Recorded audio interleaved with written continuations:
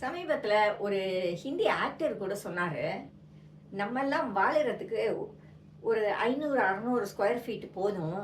ஆனால் நாம் எல்லாருமே 5000 6000 10,000ன்னு சொல்லி வீட்டுகளை வாங்குகிறோம் அல்லது கட்டுறோம்.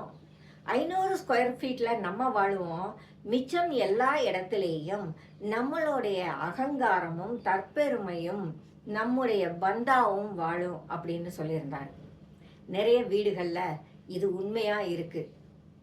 நமக்கு தேவையான இடத்தை விட மிக மிக பெரிய வீடுகளை கட்டி மிக பெரிய இடங்களில் நம்ம வாழுறதுனால நமக்கு என்ன பெருசாக கிடைக்கும்னு யாருமே யோசிக்கிறது இல்லை. முதல்ல ரொம்ப சந்தோஷமாக இருக்கும், எவ்வளோ பெரிய வீடு பாரு நான் இருக்கிறேன் அப்படின்னு. ஆனால் காலம் போக போக வீட்டுக்கு வர்றவங்க ரொம்ப குறையாக இருப்பாங்க. அந்த வீட்டை மெயின்டைன் பண்ணுறது ரொம்ப ரொம்ப கஷ்டமாக இருக்கும். ஒரு 700 ஸ்கொயர் ஃபீட் வீட்டை மெயின்டைன் பண்ணி சுத்தமாக வச்சுக்கிறதே அவ்வளோ பெரிய சேலஞ்சு.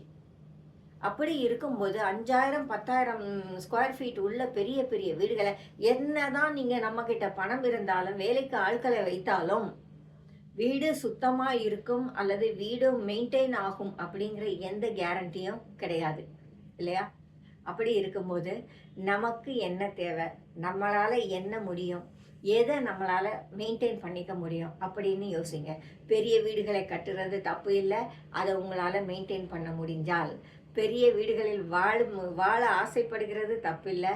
அந்த வீட்டை உங்களால் மெயின்டைன் பண்ண முடியுமா இருந்தால், அப்படி எதுவும் இல்லாத பட்சத்தில் நமக்கு தேவையான அளவுக்கு உள்ள வீடுகளில் நாம் வாழ பார்ப்போம்.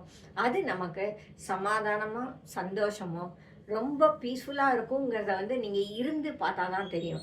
ஒருவேளை அதில் நீங்கள் பெரிய வீடுகளில் இருக்கிற எல்லா வசதிகளும் இல்லைன்னு வேணால் நீங்கள் சொல்லலாம். ஆனால் மனுஷங்களுக்கு வயசு ஆக ஆக நமக்கு தேவைப்படுகிற வசதிகளும் குறைஞ்சு போகும். ஆகையினால உங்களுடைய வசதிக்கு அல்லது உங்களுடைய உபயோகத்துக்கு ஏற்ற அளவுக்கான வீடுகளில் வாழுறதுக்கு நாம் தயாராகும்.